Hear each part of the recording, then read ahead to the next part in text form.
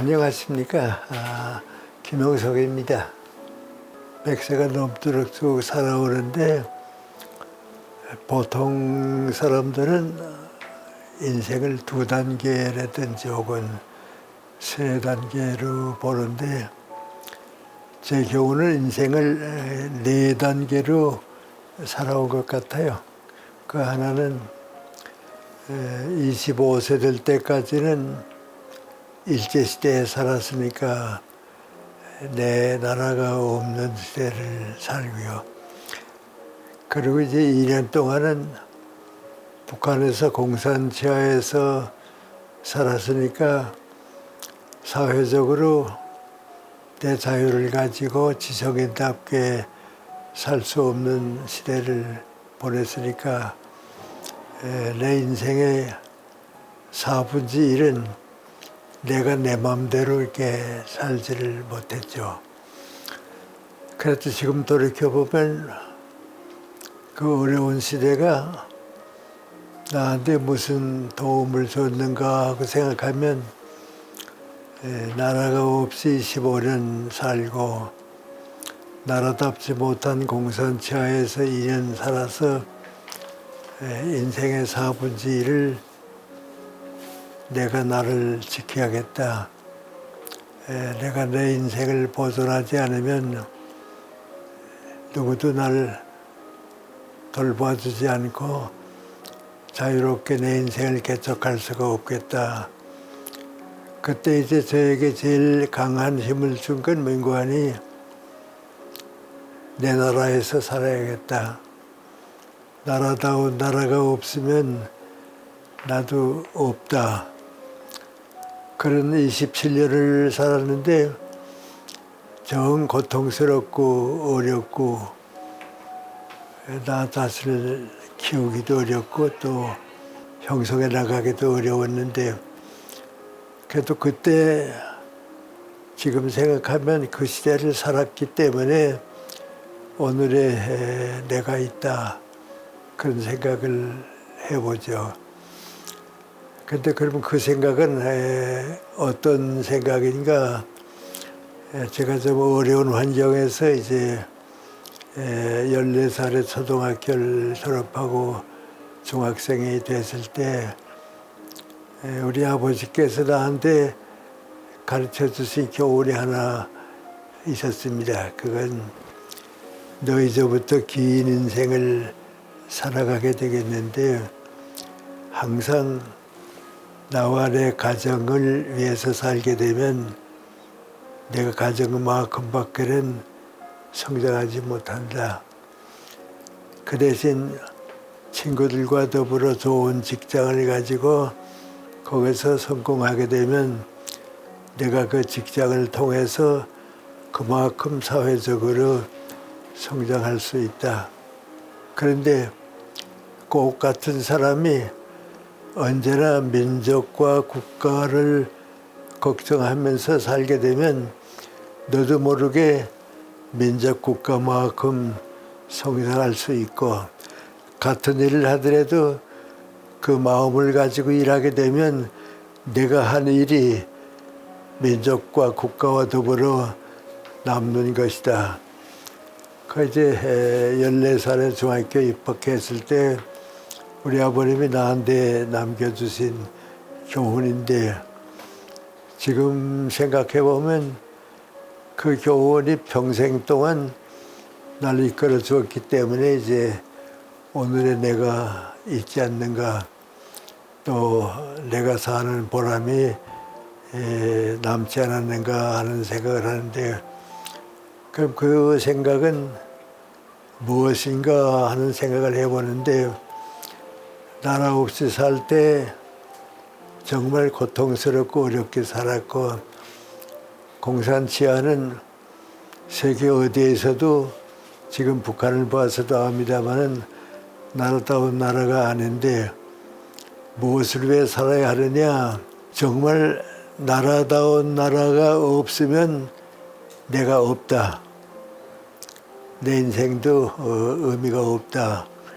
그 생각이 그때부터 싹 터서 오늘까지 자란 것 같아요. 지금 생각해 보면 거의 내 인생의 뿌리인데, 뿌리는 이게 밖에서 보면 보이지 않죠. 그 정신이 뿌리가 됐기 때문에 오늘의 내가 성장했고 또 일할 수 있고 그랬는데, 그 뿌리가 무엇인가 하는 생각을 해보는데, 좀 이런 얘기하게 되면 내가 내 자랑을 하는 것 같아서 안 됐지만은 애국심이에요. 나라가 첫째다. 내 나라가 없으면 내 존재의 의미도 없고 내 인생도 없다. 그럼 내가 이제부터 평생 무엇을 위해 살아야겠는가? 나라다운 나라 건설에 동참해야겠다. 그것이 그대로 자랐기 때문에 지금 내가 있는데요. 밖에서 보게 되면 그게 뭐냐 물으면 애국심이라 그러죠. 애국심인데, 내가 애국심을 가지고 살았다 하는 게 좀 부끄럽기도 하고 자랑스럽기도 하고 그렇지만은, 그거 없었으면 내가 없어요. 그러니까 내 인생에서 다른 사람과 더불어 사는 동안에 뿌리가 생겼는데, 그 뿌리가 뭐냐? 나라가 먼저다. 나라 위해서 내가 희생해도 되고, 내가 나라 위해서 한 일은 내 인생과 더불어 남는다. 그 생각을 가졌는데요. 그걸 그 당시에 나만 가진 건 아니고요. 내 중학교 3학년까지 같이 공부해온 내 친구들 가운데 윤동주 시인도 그 마음 가지고 살았죠. 그러나 윤동주 시인을 볼 때 저 친구는 지금은 병아리 시인이지만은 이 다음에 자라게 되면 닭이 될 것이고, 큰 닭이 되게 되면 나라를 울리는 시인이 될 것이다. 그렇게 어렴풋이 그 존경스러운 마음을 가지고 보았는데, 그 윤동주 시인이 가진 그 뿌리도 나와 같은 생각이에요. 또 이제 황수란 작가도 이제 한반 선배지만은 같이 자라는데, 그 친구는 나는 소설을 쓰고 시를 써서 우리 나라와 민족의 하나의 문화적인 업적을 남겼으면 좋겠다. 50, 60이 됐을 때에도 나는 시인으로 살고 작가로 살겠다 하는 생각을 가지고 있었는데, 역시 마찬가지로 난 그게 애국심이라고 봐요. 지금 두 분 다 우리 사회에서 큰 업적을 남겼는데, 그거 없는 사람은 민족 국가에 뭔가 남겨주지 못했을 거예요. 그리고 또 한 친구는 나보다 한 발 아래인데, 우리나라 소아과 의사로서 가장 업적이 큰 후배입니다. 그런데 그 친구도 그때부터 난 이 다음에 소아과 의사가 된다고 그랬어요. 의사가 되겠다 하는 생각은 누구나 가지고 있죠. 그러나 소아과 의사가 되겠다 하는 생각은 그때 왜 했을까 하는 생각을 해보는데, 그때는 우리 어린애들이 태어나서 글쎄요, 한 3분의 1, 5분의 2쯤은 어려서 죽고 됐거든요. 근데 그 애들 좀 살려주고 싶으니까 소아과 의사가 되겠다고, 그래서 그 친구는 참 공부도 열심히 하고 서울대 의과대학을 나왔는데, 우리 유명한 소아과 의사의 홍차희 박사입니다. 그런데 그 일생도 지금 살아계시면 100세가 됐는데, 정말 우리나라 어른을 위해서 제가 보기에는 비교할 수 없을 정도의 업적을 남겼거든요. 그것도 같은 생각이에요. 애국심이죠.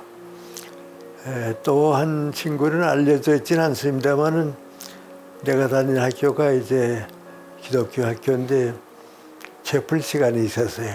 그러면 그 한반인데도 불구하고 그 친구는 채플 시간 되면 그 제풀 시간에 이제 찬송을 부르면 반주하는 피아노가 있는데 그 피아노를 반주하고 그래서 아주 얌전하고 조용하기만 했는데 그때는 아버지가 목사하고 그러니까 또 우리 같은 마음을 가지고 자랐죠. 그래가지고서 후에 이제 일본에서 음악 공부를 하고 해방되고 어떻게 곧 돌아오기 어려우니까 거기에 그만 일본에 머물렀어요. 그래서 일본 시민권 가지고 일본 여성하고 결혼하고 했는데 그것까지는 아는데 그 다음에 어떻게 되는지 몰랐죠. 그런데 후에 알고 보니까 그 친구가 일본에서 유명한 작곡가가 됐어요. 근데 그 이름이 일본 이름으로 바뀌기 때문에 몰랐는데 후에 알고 나니까 아, 저 친구 저거 아무 나타남이 없었는데 아버지가 목사고 어렸을 때부터 예술, 음악을 통해서 내가 나라에 도움을 주겠다. 그 꿈으로 자랐기 때문에 이제 오늘 우리가 된 거예요. 그러니까 나는 다른 사람이 나보고 애국자다 하면 부끄럽기도 하고요. 내가 남길 일도 없는데 부끄럽게 생각하지만은 그 뿌리는 바꿀 수가 없어요. 그 뿌리가 없었으면 내가 없는데 제가 이런 생각을 하게 되는 것은 두 가지 때문인데요. 부모가 돼서 아들, 딸들을 키울 때에 공부 잘해야 하는 건 다 공통점인데 자화상을 그려보는 아들, 딸들을 키워야 되겠어요. 내가 이 다음에 50, 60이 되게 되면 어떤 인생을 살게 됐을까. 적어도 나는 예술가가 된다든지 사상가가 된다든지 그 꿈을 키우는 아들, 딸들이 역사에 남지.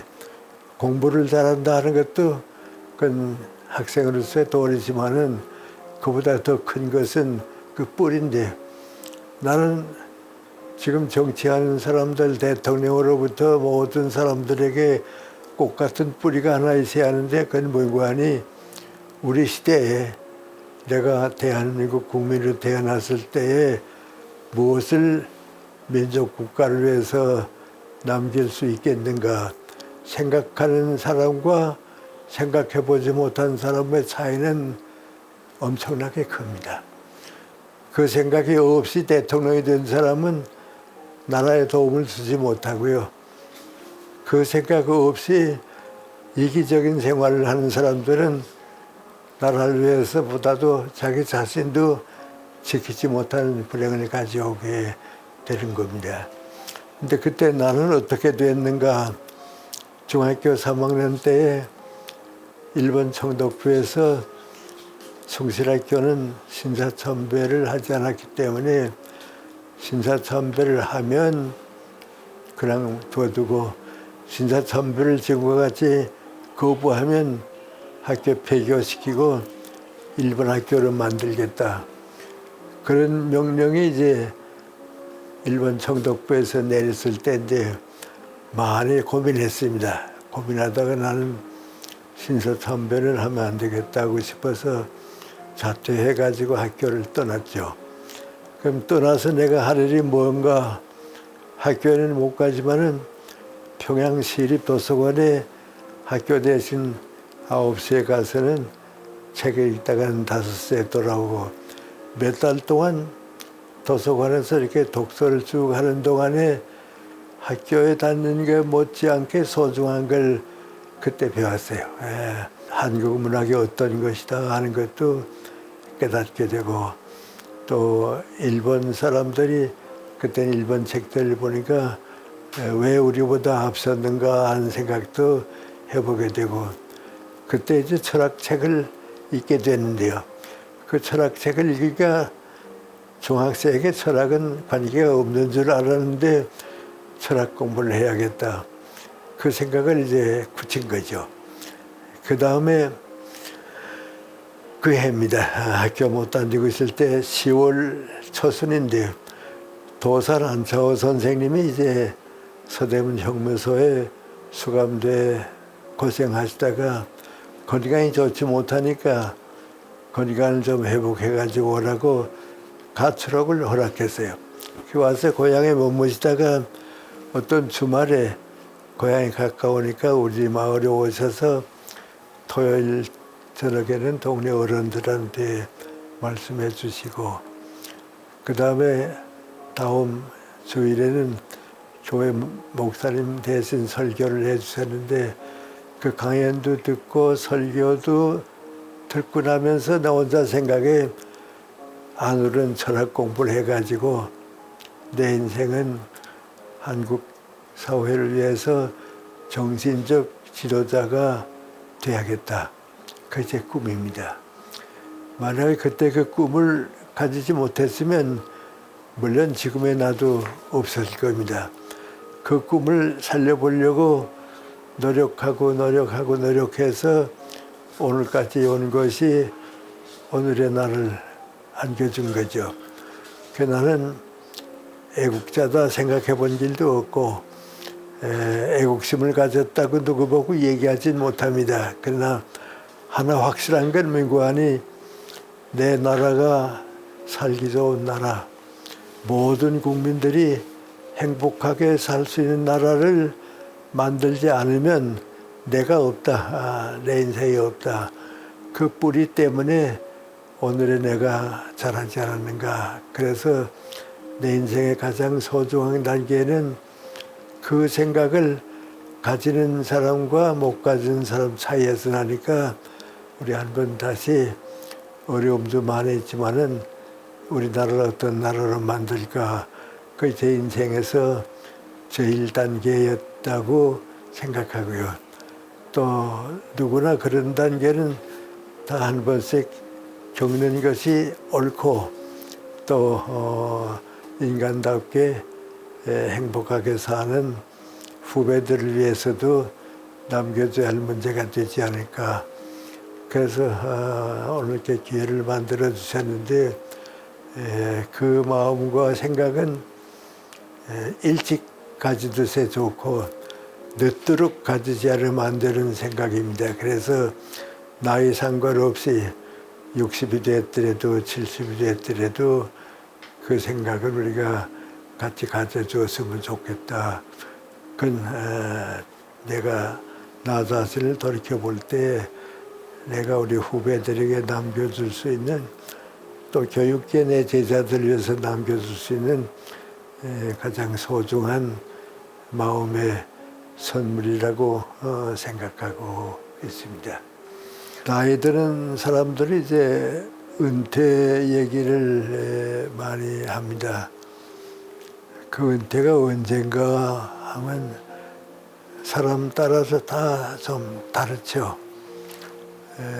나는 나 같은 경우에서 생각하게 되면 이제 나이 들었으니까 은퇴해야겠다 하는 생각은 80대 초반, 82, 3세가 됐을 때에 은퇴해야겠다 하는 생각을 해본 겁니다. 좀 늦게 그렇게 그런 생각하게 됐는데 그건 나 혼자 생각이 아니고 우리 시대에 나하고 비슷하게 살아온 두 친구와 함께 가진 생각인데요.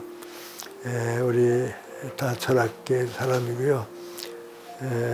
한 3, 40년을 우리 사회에서 같이 일해왔기 때문에 지금 세대는 모르겠습니다만은 한 20년 전 세대 그때까지는 아마 안병호 교수님, 김태길 교수님 모르는 사람은 없었어요. 그러니까 나는 두 친구와 함께 자라고 두 친구가 나를 키워주고 그래 살았는데요. 우리가 80대 좀 넘은 82세 때입니다. 셋이 만나서 이런 생각 저런 생각 많이 하다가 인생에서 가장 우리 인생에서 소중한 나이가 몇 살인가 그런 생각이 났습니다. 그 여러 가지 생각을 쭉 하고 있다가 거의 꽃 같은 생각을 하게 되었는데 60에서 80까지가 인생에서 제일 소중한 나이였다. 나도 그렇게 생각합니다. 그 나이가 없었으면 내가 사회적으로 남기는 게 없습니다. 사람이 살았다 하는 건 나 혼자 내 가족만 가지고 살면 그런 생각 안 하지만은 사회 속에서 사니까요. 공동체 안에서 사니까 직장을 같이 가지고 살고 내가 소속된 공동체가 있고 또 사회생활을 하게 되는데 이 생활을 길게 100세까지를 보고서 쭉 살게 되면 제일 소중한 나이가 언젠가 60에서 80까지다. 왜 소중한가? 그때까지는 내가 정신적으로 사회적으로 성장했다, 잘하고 있다. 사람은 젊게 살아야 하는데요. 늙지 않고 젊게 살아야 합니다. 우리 불가에서는 인생이 뭐냐 하고 얘기하게 되면 생로병사의 과정이라고 우리 사회 사람들은 다 같은 생각을 하고 있는데요. 태어납니다. 그 이전은 내 인생이 아니고요. 내 인생이라고 하는 게 뭐니 그때부터 태어나서 나이 들어가는 겁니다. 그러니까 이제 늙어가는 거죠. 마지막에 병으로 죽은데 또 죽은 다음에도 내 인생은 아닙니다. 그럼 남는 건 두 가지인데 그 민관이 늙는 거하고 병드는 거하고입니다. 근데 늙지 않으려고 하게 되면 어떻게 하느냐. 늙지 않으면 젊게 살아야 합니다. 40에서 난 늙었다 하면 그건 늙은 사람이고요. 60이 돼도 난 안 늙었다 하면 안 늙었고요. 그런데 우리가 살아보니까 성장하는 동안은 늙지 않더라. 성장이 끝나면 사람은 늙지만은 성장하는 동안은 늙지 않는데 몇 살까지 성장했는가? 80까지는 성장하더라. 그런데 그 성장이 사회와 더불어 성장한 나이는 60에서 80까지니까 그 나이가 제일 소중했다. 내 경우도 만약에 누가 나보고 묻기를 어느 나이가 제일 좋았습니까? 하면 그래도 60부터 80부터까지가 제일 좋았습니다. 그때까지는 학문도 성장하고 내 인생에서 책도 제일 많이 썼고 또 학자로서도 그 나이까지는 성장했던 것 같고 또 사회가 인정해 주었으니까 그랬다. 그럼 언제쯤 늙었는가? 80쯤 되니까 늙었다. 그때 늙었다. 그때는 이제 내 친구들도 그렇고 이제는 더 성장할 수는 없으니까 이제 늙었다 우리도. 성장하는 동안은 늙지 않으니까 말이야. 나도 80쯤 되면서 이제는 늙었는가 보다. 이제는 성장이 잘 안 되는 것 같다고 인정했는데요. 그럼 어떻게 하면 되느냐. 80까지 성장한 것은 그래도 평균에서 사회보다는 더 많이 성장했으니까 이걸 얼마나 연장하느냐. 연장해보자. 우리 셋이서 이런 생각 저런 생각 하다가 잘 연장하면 90까지야 가지 않겠냐. 그러니까 90까지 연장해보자. 그래서 서로 직장을 통해서도 연결하고 일을 통해서도 연결하고 격려하고 도와주면서 90까지 하고서 살았는데요. 그 김태길 교수는 90 조금 앞두고 세상을 떠났어요. 그런데 그때까지도 사회적인 일 쭉 하다가 이제 세상을 떠났고요. 안병옥 선생은 92세에 텔레비전 나와서 얘기하는 걸 우연히 봤는데 그때도 나라 걱정을 많이 해요. 우린 늙었지만은 나라는 젊게 살아야 하고 후배들이 많은 성장을 보여줬으면 좋겠다고 나라 걱정했어요. 93세에 돌아갔었는데요. 그런데 나도 90이 되니까요. 이제 늙었다. 이제 뭐 할 수 없다. 그렇게 생각하고서 또 뭐 다른 경험이 얘기할 기회가 있을지 모르지만 그리고 생각한 게 민관이 이젠 90에 늙었으니까 나한테 주어지는 일 요거만 다 끝내고서는 나머지가 더 살게 되면 나를 위해서 살았으면 좋겠다. 젊었을 때 듣다가 못 듣는 음악도 듣고 미술도 좀 감상하고 난 또 우리나라의 그 옛날 문화재 골동품 같은 걸 저렇게 보는 것도 많이 좋아했는데 그것도 좀 보고 나 위해 살아야겠다 그랬는데 이상하게 90이 넘었는데도 내 친구도 다 떠나고 나 혼자 남았죠. 그 무척 그때 애롭고 힘들었어요. 사람이 이제 고독하다 하는 건 이건 정신적으로 나오는 생각이기 때문에요. 극복할 수가 있어요. 그런데 애롭다 하게 되면 그건 극복하기가 힘들어요. 왜냐하면 나 혼자니까 말이죠. 인간관계가 끊어진 건 애로운 거고요. 많은 사람들 가운데 살더라도 내 정신력을 가진 사람은 고독인데 고독은 이길 수 있어도 애로움을 이길 수가 없으니까 내가 나를 잃어버리지 않아야겠다. 90대면서 내가 나를 지켜야겠다 하는 생각을 했는데 난 좀 달라진 것은 민구안이 일을 끝나면 이제 나는 나를 위해서 아름다운 인생을 마무리해야겠다 그랬는데 일이 끝나지 않아요. 하나 끝나면 또 생기고 하나 끝나면 또 생기고 그래서 이러리라고 생각은 못했는데 이게 사람이 좀처럼 능력이 아니다 말이죠. 정신적으로는 일할 수 있는 데까지 일해야겠다. 그래서 지금까지 왔으니까 이제 80부터는 내가 늙은 줄 알았는데 늙은 건 아니에요. 그 나보고 언제 은퇴했냐 하면 80에 은퇴하려고 생각했는데 90에 가서 은퇴했다고 그렇게 보는 게 난 내가 보기에는 정직한 얘기예요. 또 다 그렇게 인정도 하고요. 그래서 이제 일 좀 많이 했는데 이건 내가 겪은 건데 일반적으로 우리 사회가 어떻게 사는가 하는 생각은 제 얘기를 들으시는 분들이 좀 연세가 높으신 분들이 아닌가 하는 생각을 하고 있는데요. 제일 중요한 때가 60대예요. 60대인데 한번 일본에서 우리보다 조금 앞선 사회니까요. 사회적인 문제가 돼서 오랫동안 좀 그 문제 삼았던 일인데 그건 무관히 60세가 되고 나니까요. 남자들은 이제 직장에서 은퇴해서 가정으로 돌아오고 아들, 딸들은 이제 다 독립해서 사회로 나가고 사회인으로 다시 태어난 거죠. 직장에서 돌아와서 내가 오고 또 자식들은 다 독립하고 그러니까 이제 혼자 사회 속에 남게 됐는데 그때 어떻게 되냐. 대부분 은퇴하는 때가 그때입니다.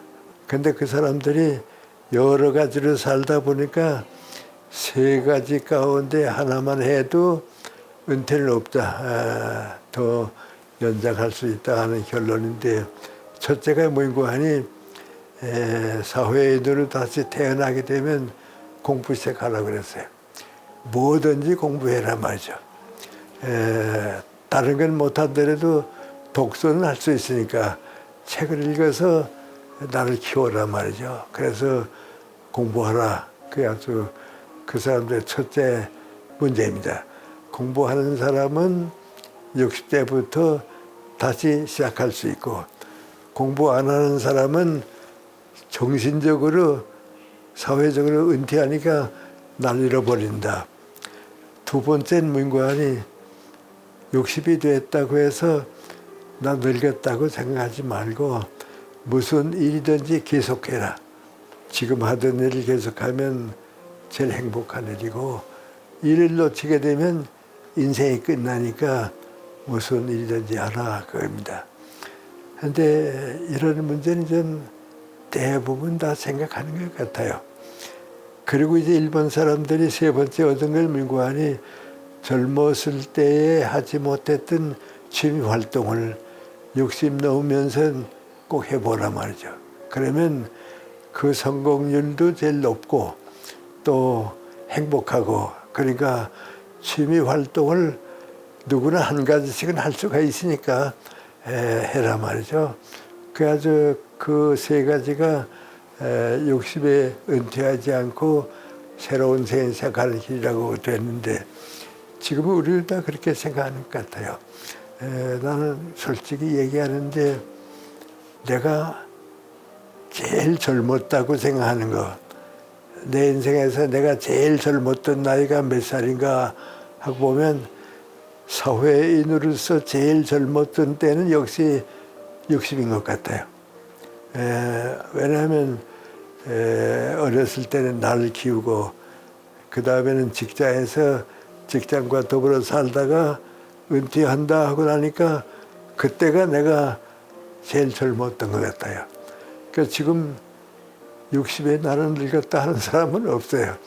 내가 연세대학교에서 이제 60이 되고 그랬는데, 난 우리 선배 교수들이 회갑이 됐다, 65세 정년이 돼서 은퇴하게 됐다 하면 굉장히 늙은 줄 알았거든요. 나도 65세 되면 늙은 줄 알았는데 65세 정년 퇴직하려고 생각해 보니까 제일 젊은 나이에요.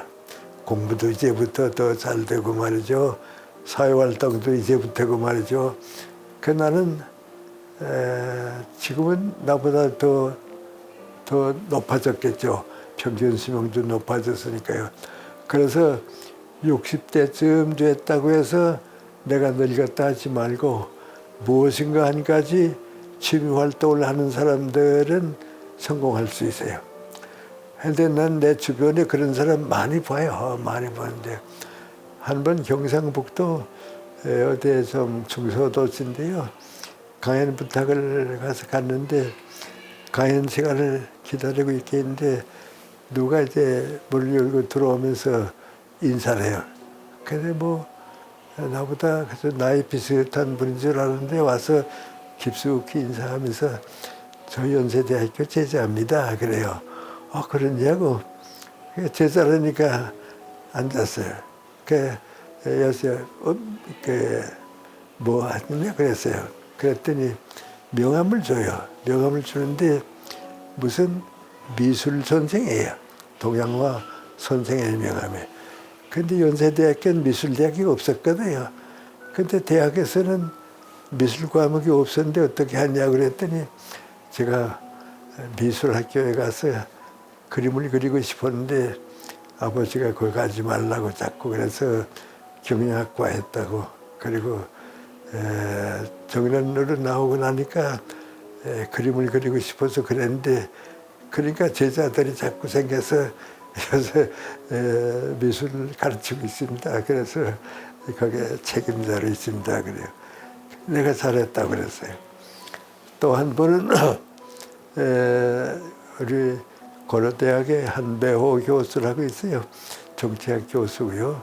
대학원장도 하고 그러는데 고등학교 때 제자입니다. 중학교 때 제자인데 나한테 전화를 걸어서 선생님 담임반 가운데 이곤이라고 하는 여자 이름을 쓰는 제자가 있었는데 기억 안 나시죠? 그래요. 이곤이 말이야. 기억난다고. 키가 너무 작아서 기억하고 있다고 그랬어요.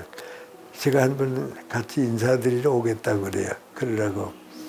이 3일 후에 만나서 인사를 받게 됐어요.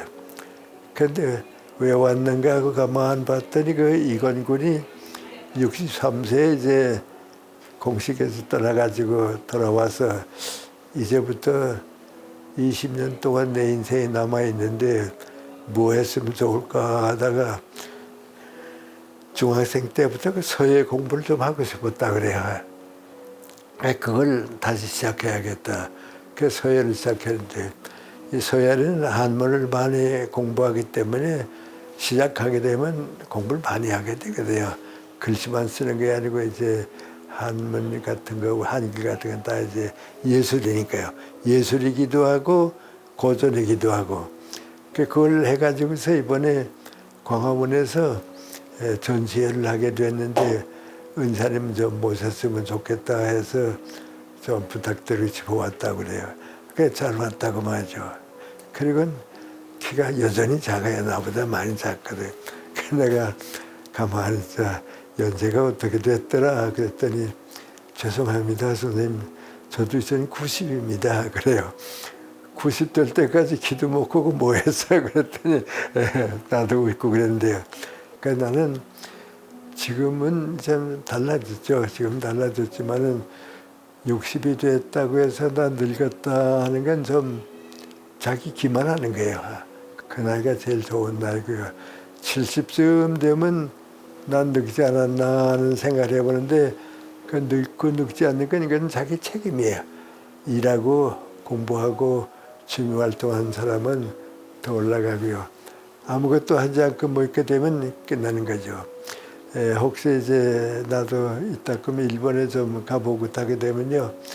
우리 사회하고 뭐 다른가 하고 보면 늙었다고 해서 노는 사람이 없어요. 다 일하고 있어요. 내가 요새 좀 개인적인 일 때문에 자주 만나는 문 선생이라고 있는데 그분은 이제 부부가 다 캐나다 그 국적을 가지고 있어요. 캐나다 국적을 가지고 거기서 과학자로 일하다가 이제 부부가 다 한국에 왔는데 캐나다에서 나오는 연금이 많기 때문에 생활 다 안정되고 여기 와서 이제 마음의 여유 가지고 일 많이 하고 있어요. 근데 한 번 그 부부 되시는 분들하고 점심을 먹게 되는데 그 사모님 그렇게 나이 많은데도 일주일에 몇 시간씩 병원에 봉사하러 가고 그래요. 근데 그 봉사하러 갔기 때문에 행복하지 집에 가만히 있으면 그 행복을 놓치거든요. 그래서 언제 은퇴하느냐 하는 건 그건 자기 할 나름인데 60대에 다시 출발하는 사람은 80쯤 가서 난 은퇴해도 되지 않나. 그래서 좀 이렇게 인생을 길게 봐야 할 것 같아요. 그래서 저보고 얘기하라 그러면 내 인생에서 제일 소중한 단계가 60에서 80까지였다. 여러분들 다 그렇게 산다고 하면 은퇴라고 하는 개념은 없는 것 같아요. 내가 살다가 직장 안에 살다가 사회 안에 살다가 사회와 더불어 끝나는 거지 나만 은퇴하는 건 아니니까요. 내 인생을 좀 길게 늙지 않도록 노력하는 거. 생로병사면 제일 행복한 사람이 누군가 늙지 않는 사람이죠. 그래서 은퇴 없는 내 인생을 살아야겠다. 앞으로 아마 다 그렇게 될 것 같으니까요. 여러분께서도 그 행복을 놓치지 않았으면 좋겠어요. 그래서 젊게 오래 사는 인생은 소중하다 같은 생각을 해주시기 바랍니다.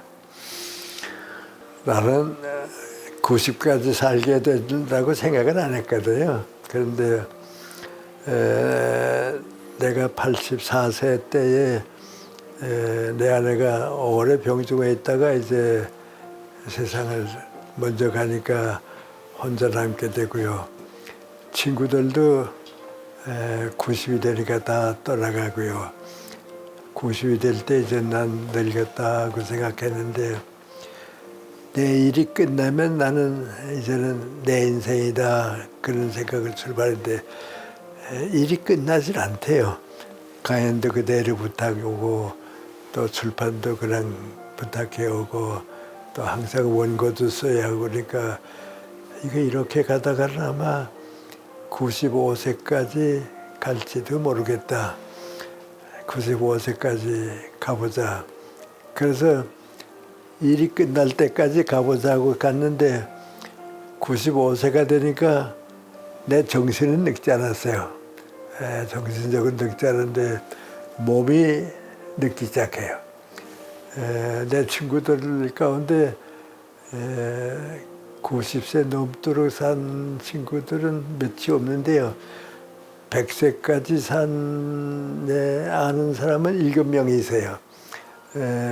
그러니까 이제 그 친구들 이렇게 내 동배되고 선배니까 그 친구들은 100세까지 살았는데 그건 난 못 가고 95세까지는 갈 수 있을 거다. 근데 95세가 되니까 몸이 늙기 시작하는데요. 시력이 약해지니까요. 백내장 수술도 받아야 했고요. 또 듣는 게 자꾸 약해지니까요. 보청기도 끄지 않으면 잘 못 듣고요. 지금은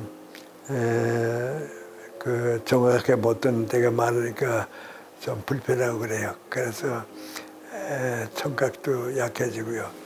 그리고 제일 약해지는 게 민관이 다리 힘이 빠져요. 한번 독일에 갔을 때인데요. 독일에서는 90세 이상 되는 사람들에게 건강을 더 유지할 수 있기 위해서 두 가지 운동을 국민적으로 보급시켜요. 하나는 민관이 수영을 많이 하게 해요. 수영을 많이 하면 여러 가지 다 전신에 도움이 되니까 그러니까 우리식으로 말하면 이제 서울형은 구청마다 수영장을 다 만들어줘서 많이 좀 돈 안 들고 이용하게 그렇게 지금 우리도 이렇게 하는 데들 있죠. 그 수영을 좀 많이 하고요. 그 다음에 많이 권하는 게 민관이 자전거 타는 걸 권해요. 그건 왜 그런가 하고 가만 생각해 보니까 지금은 전부 자동차 타잖아요. 타고 나니까 걷질 않거든요. 그러니까 나이 들면 제일 먼저 약해지는 거에 다리 힘 빠지는 거예요. 그러니까 다리 힘을 살려주는 운동 가운데 제일 좋은 거에 자전거 타는 거거든요. 그리고 이제 요새는 우리도 많이 걷게 하잖아요. 많이 걸으라고 그러는데 많이 걷는 거에 민관이 다리 힘을 유지하는 거죠. 그런데 다리 힘이 빠지니까 이제 지폐인도 짓게 되고요. 휠체어도 타지 않으면 안 되게 되고요. 그래서 이 다리 힘 때문에 빨리 늙는 사람들이 있으니까 아마 독일에서 그 두 가지를 구했던 것 같은데요. 95세가 되니까 몸이 자꾸 피곤하고 그러니까요. 그런데 정신력은 내가 생각해 보니까 늙지 않아요. 생각하는 거나 뭐 이거 늙지 않고 기억력은 조금 떨어져요. 근데 이제 다들 같이 느끼는 건데 누구나 50대쯤 되게 되면 좀 깜빡깜빡 잊어버려요. 그 기억력이 없어져요. 그러면 다들 내가 이렇게 기억력이 떨어지는 거 보니까 이제 늙었는가 보다. 그런데 내가 살아보니까 그건 아니에요. 기억력이 없어지는 대신에 사고력은 그때부터 생겨요. 그러니까 성장하다 기억력이 좀 약해지니까 사고력이 생기니까 60대부터가 더 왕성해지는 거죠. 그리고 보면 사회적으로 큰일하는 사람들, 훌륭한 업적을 남기는 사람들은 전부 60대 이상이에요. 60대에서 75, 6세까지, 80까지가 제일 일들 좀 많이 하게 돼요. 그래서 이제 나도 95세쯤 되니까 몸이 늙는구나, 정신력은 안 늙고 몸이 늙는구나 그런 생각을 했는데 97세 때입니다. 97세 때 그 해는 내가 봐도 어떻게 일을 좀 많이 했던 것 같긴 해요. 조선일보를 보던 때가 97세 끝날 때인데 금년에 우리 사회를 위해서 정신적인 문화적인 활동을 제일 많이 한 사람 10사람을 추천을 받았어요. 그 10사람을 쭉 이제 사진도 나오고 그랬는데 그 보니까 내가 거기에 있어요. 내가 생각해도 내가 97세인데 여기 들 수가 없는데 이상하다. 그래서 제일 나이 많은 사람이 몇 살인가 하고 봤더니 80 이상은 없어요. 나 혼자 97세에 거기에 들어갔거든요. 내가 나를 인정한 게 아니고 사회가 나를 인정해 줬으니까 이건 나도 믿어야겠는데 내가 97세에 왜 여기에 끼었는가 하고서 가만 생각해 보니까 그래도 사상은 내가 앞섰어요. 내가 봐도 그건 내가 앞선 건 틀림없어요. 그러니까 사상은 내가 앞섰다. 이 사상은 왜 앞섰는가? 역시 철학 공부를 하는 것이 도움이 됐다. 항상 문제의식을 가지고 도움이 됐고, 그리고 어렸을 때부터 나라다운 나라를 좀 만들고 살아봤으면 좋겠다 하는 그 희망이 있었으니까 내 철학과 그 희망이 합해가지고서 사상을 키웠다. 또 하나는 어렸을 때부터 내가 크리스찬이라고 생각하고 살았거든요. 중학생 때부터 생각했는데, 나는 이제 교회 다니는 크리스찬이지만은 인문학을 공부했으니까 인문학과 기독교 정신이 합하니까 인간은 무엇을 위해서 어떻게 살아야 하는가 하는 내가 성장했고, 내 철학을 가지고서 우리 사회와 어떻게 성장했냐, 이 두 가지 원동력이 90이 넘을 때까지 왔으니까 사상 내가 앞섰단 말이죠. 그래서 97세에 다시 한번 조금 나 자신이 나보고 잘 살았다. 더 괜찮다 인정을 했어요. 남이 이제 인정해 줬어요. 그런 이 사상을 가지고 얼마나 더 갈 수 있을까. 100세까지는 갈 것 같다 말이죠. 3년만 더 가면 되니까요. 그 100세가 이제 마지막 목표로 이제 그냥 갔죠. 근데 100세가 됐어요. 100세가 됐는데 그 100세가 될 때가 코로나 병이 심했던 때예요. 그래서 좀 조용히 지날 수도 있고 그래서 100세가 됐는데 99세가 되니까 동아일보하고 조선일보에서 칼럼을 좀 써줬으면 좋겠다. 그래서 이제 그 칼럼을 쓰기 시작했는데 그 경험해 보는 이들은 다 잘 압니다만은 교수들이 대학에서 책을 쓰는 거하고 이 신문에 칼럼을 쓰는 거하고는 또 성격이 좀 달라요. 시대의 정신이라든지 그 사회 문제가 항상 연결이 돼 있어야 하거든요. 그 칼럼을 쓰게 되면서 제가 사회 관심이 좀 커졌어요.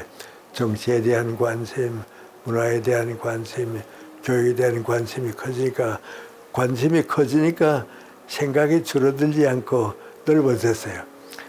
그렇게 쓰기 시작하니까 100세 넘을 때까지 썼어요. 그래서 썼는데 100세가 넘으니까 조선일보에 썼던 글이 좀 많아져서 2권 책이 나왔어요. 근데 그 가운데 한 권이 어떻게 중국어로 번역이 돼서 중국 독자가 생겼어요.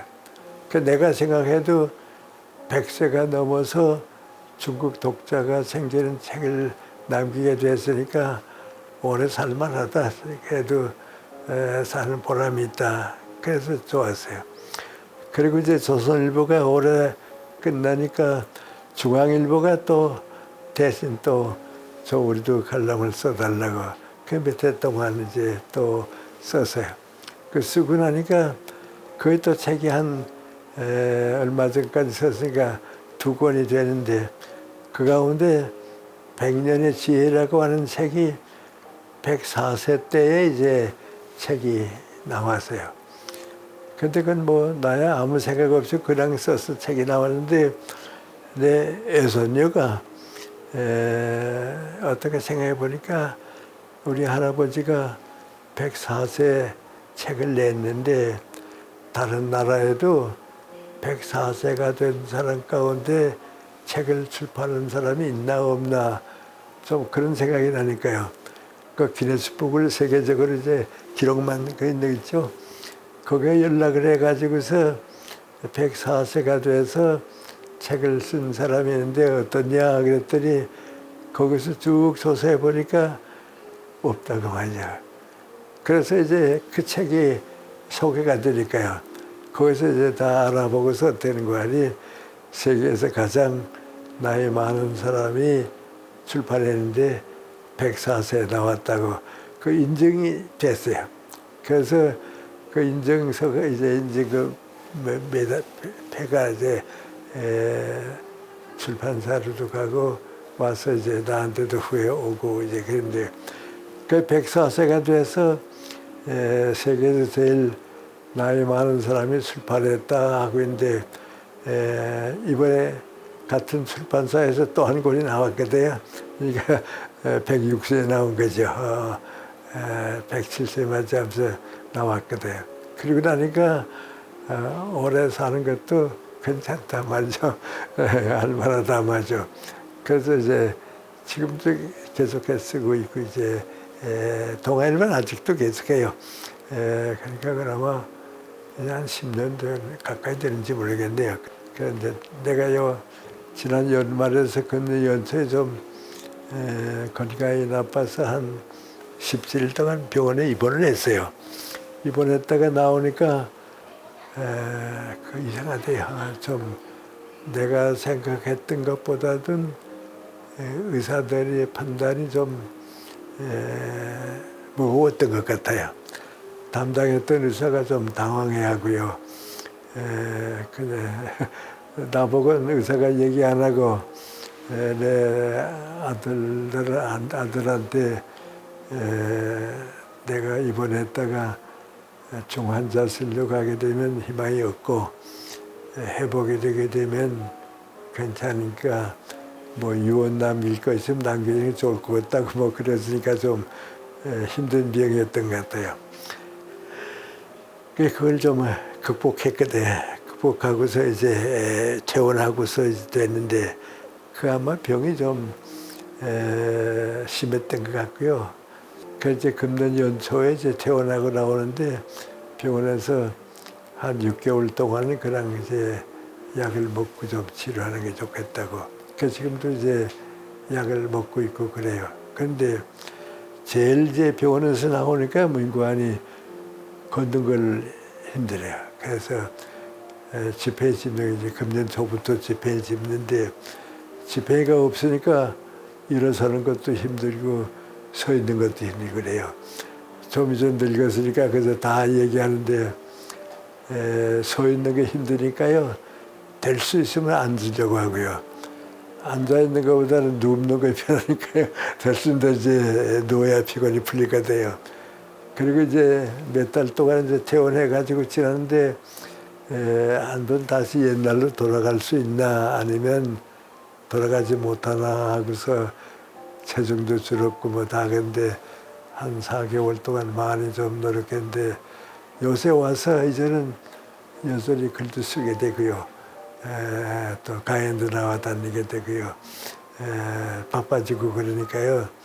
요 며칠 전에도 지방 강연도 갔다 왔는데 강연 듣는 사람들이 상당히 긴 시간 강연했는데 돌아갈 생각 안 하고 그냥 앉아있는 거 보고서 옛날로 돌아왔다 그런데 이제 얼마나 더 일할 수 있는지 모르죠.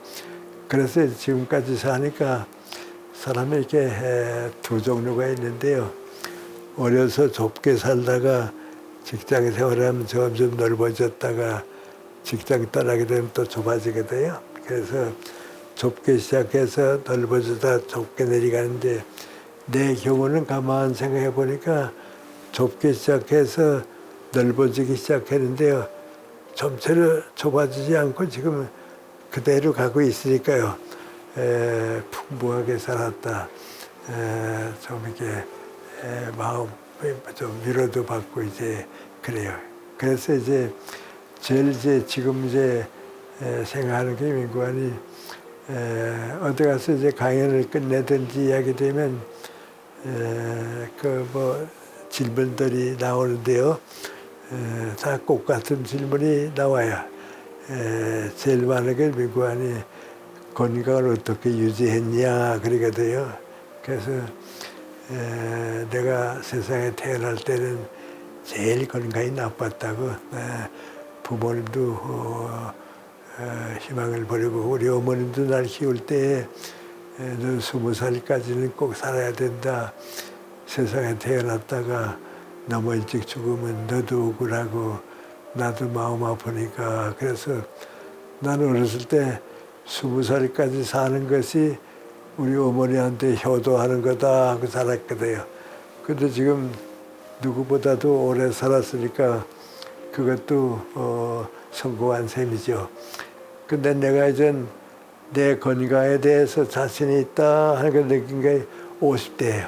50까지는 항상 조심하고 그랬는데 50 넘으니까 이제 내 건강도 누구한테 지지 않게 됐다. 그런데 그렇게 된 계기가 뭔가 하고 생각해 보면요. 내 건강에 해로운 건 아무것도 안 했어요. 무리하지 않고. 그러니까 원인이고 역시 공부를 계속했고 일을 계속하고 그 일의 열정 때문에 아마 이런 건강을 회복하는가 보다. 우리 어머님이 좀 나이 들어서 고향 사람들 만나면 하신 얘기가 있습니다.